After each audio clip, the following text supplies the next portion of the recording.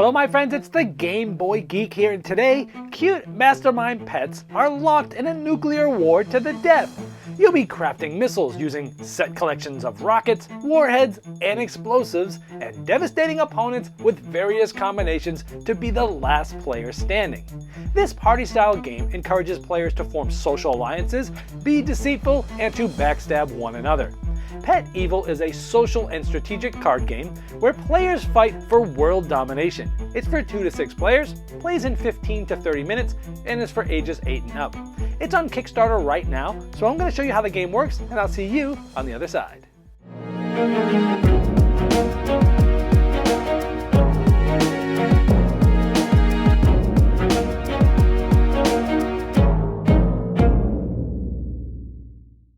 This is a Kickstarter preview, so all the art and components you see here are prototype, and you're going to want to check the Kickstarter project page in the link in the description of this video to see all the final art and components. Here we have a game set up for 4 players. Each player gets a colored rocket of their choice, and essentially this is set up on a health chart. What you're trying to do is be the last player standing by making sure that all the other players' rockets' health go all the way to 0. Now here we have it set up for what's called a tiny game, which takes 20 minutes. Everyone starts with 15 health.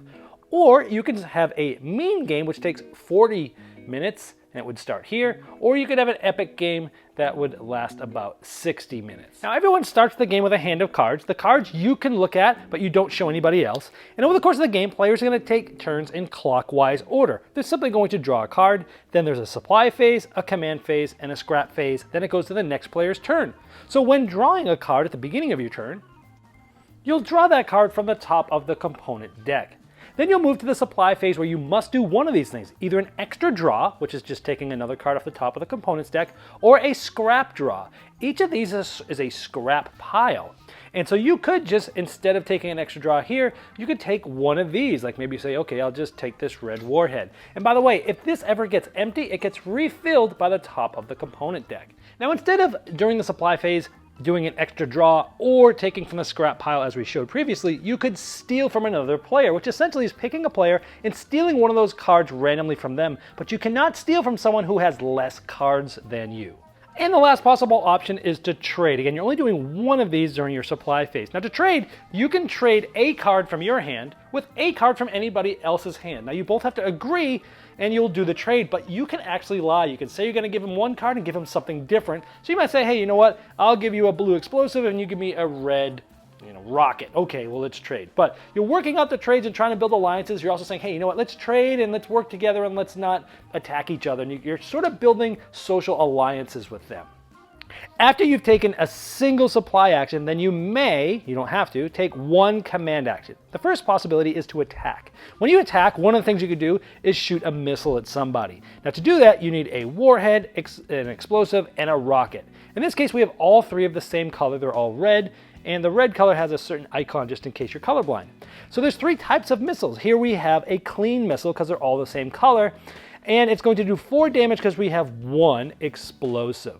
And so this would do 4 damage to the player we're trying to hit. Now, that player being targeted can play some cards to stop that, but we'll go over that in just a moment. But because we have all the same colors, it's a clean missile. But instead, let's say we had a green warhead and then a red explosive and a red rocket. Well, here it's called a dirty missile because it has 2 of the same and 1 that's not the same color. This would have done 3 damage because we have 1 explosive instead of the 4 damage it would have done if it was a clean missile.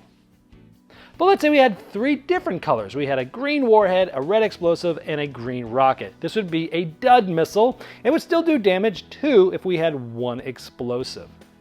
Now, regardless of the missile type, depending on these colors that we just showed you, you can add explosives to this as you're playing it. And explosives always have to be the same color. So here, this would be a dud missile because there's 3 different colors here, but we have 2 explosives. So that instead of being 2, it would be 4 damage. Or if we had 3 explosives, again, always having to be the same color, but in this case we had 3 different colors, it would be 6 damage because we have 3 explosives. But of course, the best missile is all the same color with 3 explosives. That'd be a clean missile, 3 explosives for a total of 12 damage. Also, when building a missile, you could use wild warheads and or rockets, which can be used as any color. So this could be a blue warhead, a blue rocket, we have a blue explosive. So between these 2 wilds and the blue, we have a clean missile.